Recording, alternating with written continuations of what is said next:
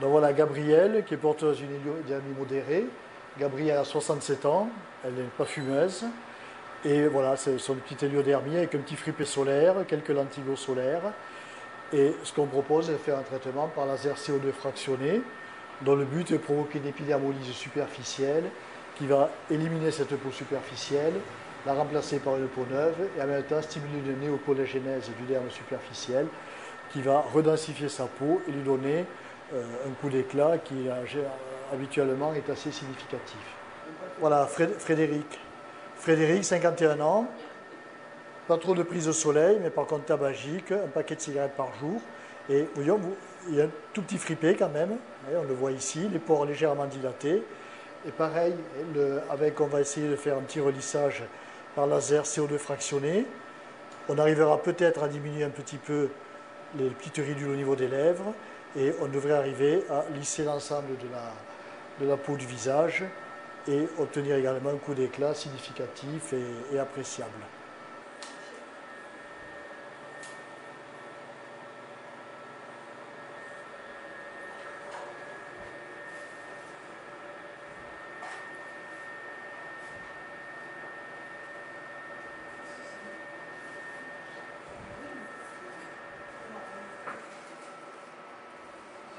La crème anesthésiante a été appliquée sur l'ensemble du revêtement cutané du visage.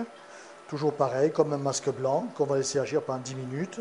On peut remarquer qu'on est passé sur l'obule des oreilles, à ras des cils, en paupières inférieures. Les paupières supérieures vont bien, donc il n'y aura peut-être pas besoin d'y passer. On peut passer également en sous-mentonnier et en sous-maxillaire, contrairement au laser CO2 ultrapulsé, on est obligé de s'arrêter à la limite du rebord osseux. Là, on peut dépasser, il n'y a aucun souci. Donc on va laisser agir la crème anesthésiante et le temps qu'il faut, c'est-à-dire une dizaine de minutes.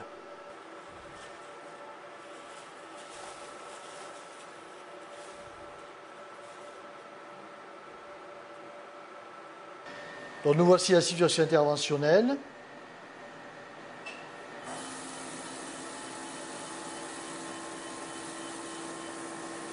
Voilà, avec des paramètres préalablement définis, donc une énergie à 30 millijoules, une densité de 300 points par centimètre carré et des carrés de 20 mm de côté chacun.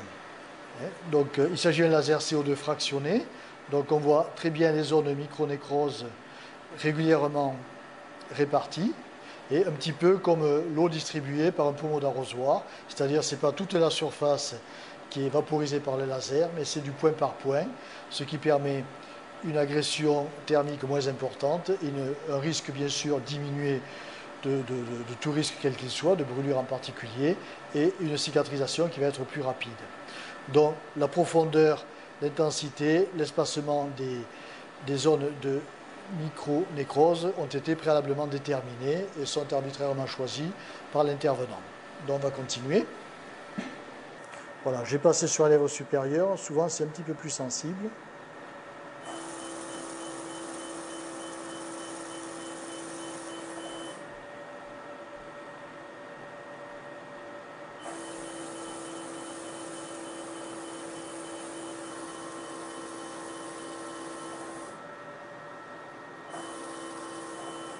Voilà, au niveau de la lèvre, les ridules sont un petit peu plus prononcées, on peut faire un deuxième passage.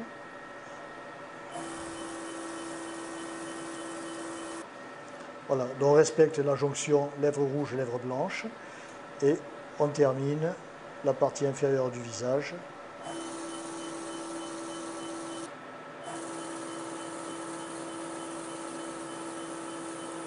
Et là, par rapport au CO2 ultrapulsé, il n'y a aucun risque à passer sous le rebord maxillaire inférieur.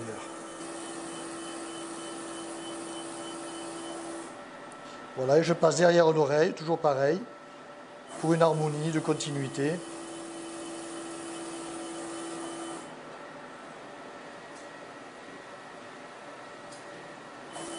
Voilà, je passe également sur le lobule de l'oreille, toujours pareil, pour que le résultat soit homogène, sans zone de contraste. Voilà ce qui se passe. On continue.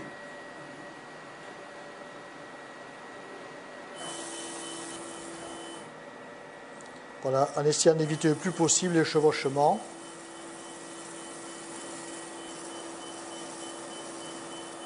Voilà, toujours pareil, je continue sous l'oreille pour éviter tout contraste. Voilà. Ici en bas, je vais faire simplement 2 passages au lieu de 4. C'est une zone transitionnelle avec la peau normale. Et vous voyez que ça va assez vite quand même. En gros, pour un visage, il faut 20 minutes environ.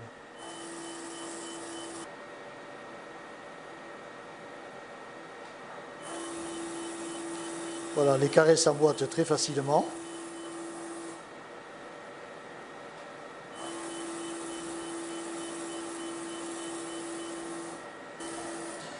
Au niveau du cuir chevelu, je rentre carrément dans la lisière pour éviter toute zone de démarcation. Donc voilà, l'intervention est terminée. On va filmer la patiente, s'apercevoir que la totalité du visage a été traitée, que la zone d'intervention va aux confins de la zone à traiter, c'est-à-dire qu'on pénètre dans le cuir chevelu, on recouvre les oreilles, on va râler des cils à la paupière inférieure, on n'a pas traité la paupière supérieure parce que ce n'était pas justifié. Au niveau de la zone sous-maxillaire, on a fait un petit dégradé, avec des passages moins importants que sur le reste du visage. Et à part les paupières supérieures, qui ont été volontairement épargnées, tout le visage a été traité. Donc on a provoqué une épidermolyse superficielle du visage. Ça va demander à peu près 4-5 jours à cicatriser. Il est important que la patiente dorme en position demi-assise pour éviter que l'œdème se collecte au niveau palpébral.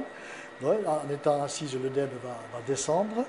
Et les soins vont consister à un nettoyage matin et soir avec un savon antiseptique, suivi de l'application d'une crème grasse, parce que ce qu'il faut, c'est à tout prix éviter la crustation.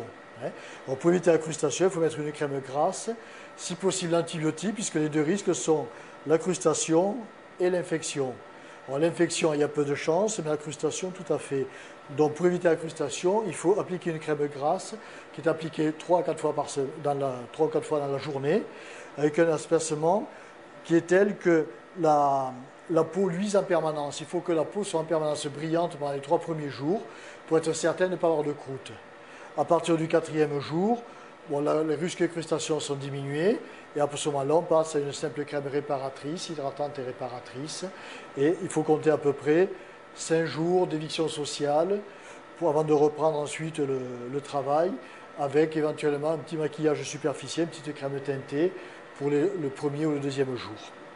Alors, dans les soins, ça va être un savonnage matin et soir avec un gel nettoyant antiseptique qu'elle va rincer, suivi de l'application de pommade grasse antibiotique qui va être appliquée matin et soir et renouvelée en la journée de façon à maintenir la peau légèrement grasse.